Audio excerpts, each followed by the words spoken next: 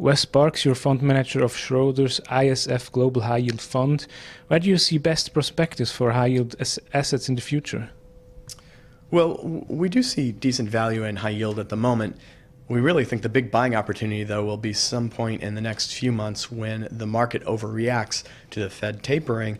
But I'd say where we're seeing value right now, it's in some of the communication sectors, it's in energy. We're also still finding quite attractive insurance and banking, which is sectors we've been overweight for some time. But the biggest issue is investing in lower rated credit, largely single Bs and triple Cs that provide more yield, because right now we're less worried about default risk than we are interest rate risk. And it's the higher quality credits that are low yielding that I think would be most vulnerable as the market starts to get concerned about the Fed tapering. Talking about the Fed, when do you expect Fed start tapering? Well, it's certainly data dependent, but we're now, given the strong economic data that we've had recently in the US, it seems like somewhere between the December FOMC meeting and the March FOMC meeting. Janet Yellen just provided testimony to Congress that was rather dovish. It indicates maybe it's not until March because she is cognizant of the dual mandate of the Fed of being very focused on both the employment picture as well as in containing inflation. And right now inflation is just not a threat, so really the sole focus is on the overall employment picture.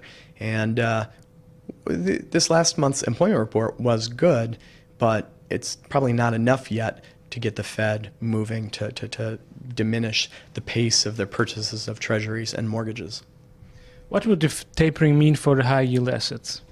Well, high yield is a risky asset class, and it's what we typically see is when the risk-free asset revalues wider to higher yields, that it does perturb the market, that there is a correction. There's not a direct impact because the Fed's policy currently under quantitative easing is they're buying mortgages and treasuries. They're not buying any high yield securities, but the impact will be just in terms of volatility. The market will revalue towards higher yields. And so we think when that happens, that'll create actually a great buying opportunity for many investors. You said high yield assets are risky assets. Are they too risky for private investors?